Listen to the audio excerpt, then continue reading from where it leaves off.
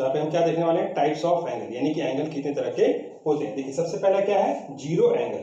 इसका मेजरमेंट कितना होगा, 0 डिग्री होगा और फिगर कुछ इस तरीके से बनेगा, ठीक है।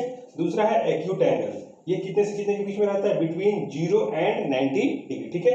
यानी कि किसके बीच में रहेगा, 0 से ज्यादा पर 90 से कम, यानी कुछ भी हो सकता है, 72, 60, 50 कुछ भी हो सकता है, ठीक है। इसका फिगर कुछ इस तरीके से बनेगा, ये आगे की तरफ झुका हुआ रहता है, ठीक है।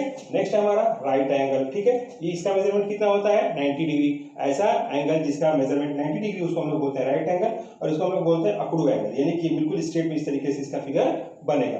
नेक्स्ट देखिए ऑब्ट्यूस एंगल, ये कितना होता है, बिटवीन 90 एंड 180 डिग्री, यानी कि 90 और 180 के बीच में रहेगा, ठीक है। यानी कुछ भी हो सकता है आपका 100, 120, 160 कुछ भी हो सकता है, ठीक है। नेक्स्ट हमारा देखिए फिगर कुछ इस तरीके से बनेगा, यानी कि ये आराम फरमा रहे होते हैं, ठीक है। स्ट्रेट एंगल, स्ट्रेट एंगल का मेजरमेंट कितना होता है, 180 डिग्री और फिगर कुछ इस तरीके से बनेगा, ठीक है। रिफ्लेक्स एंगल, रिफ्लेक्स एंगल क्या होता है, बिटवीन 180 एंड 360 डिग्री, यानी कि ऐसा एंगल जिसका मेजरमेंट 180 से ज्यादा हो लेकिन 360 से कम हो तो उसको हम लोग बोलते हैं रिफ्लेक्स एंगल। इसका फिगर कुछ इस तरीके से बनेगा, यानी आप रिफ्लेक्स एंगल कैसे समझेंगे, अगर ये एंगल बाहर से इस तरीके से दिखाया गया होगा, इसका मेजरमेंट जो है हम लोग उसको बोलते हैं रिफ्लेक्स एंगल।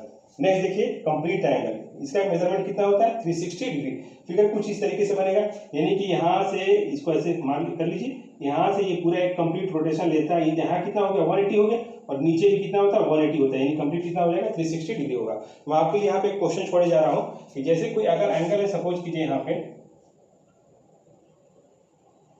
ABC, इसको हम नेमिंग कैसे करेंगे, एंगल ABC, ठीक है। तो आप मुझे कमेंट बॉक्स में बताएंगे कि इस जीरो एंगल का नेमिंग हम कैसे करेंगे, ठीक है।